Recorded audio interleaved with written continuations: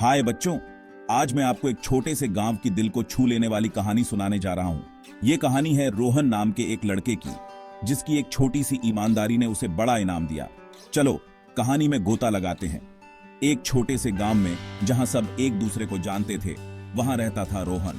वो बिल्कुल आप सब की तरह था, मस्तीखोर, जिज्ञासु और सबसे बढ़कर ईमानदार।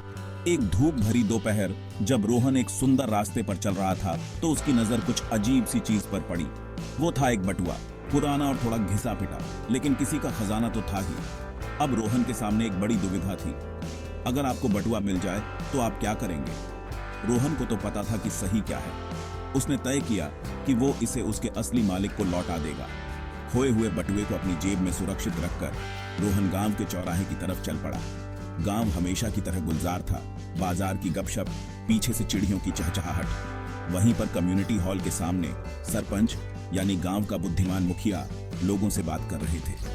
रोहन ने अपनी पूरी हिम्मत जुटाकर सरपंच के पास गया और उन्हें बटुआ दिया। रोहन की ईमानदारी से प्रभावित होकर सरपंच ने तुरंत उसके मालिक को खोजने में मदद करने का फैसला किया। क्या आप अंदाजा लगा सकते हैं कि वो किसका था? वो एक बुजुर्ग आदमी का था, जो अपनी दयालुता के लिए पूरे गांव में जाने जाते थे। वो अपने खोए हुए बटुए को लेकर बहुत परेशान थे। अपना बटुआ वापस पाकर उनका चेहरा राहत और कृतज्ञता से चमक उठा। उन्होंने पूरे गांव के सामने रोहन को खूब धन्यवाद दिया और कहा, धन्यवाद नौजवान, तुमने अच्छाई में मेरा विश्वास लौटा दिया। लेकिन ये सब नहीं है।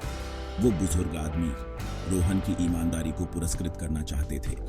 उन्होंने रोहन को कुछ सिक्के, कुछ नोट और 2 किताबें दी।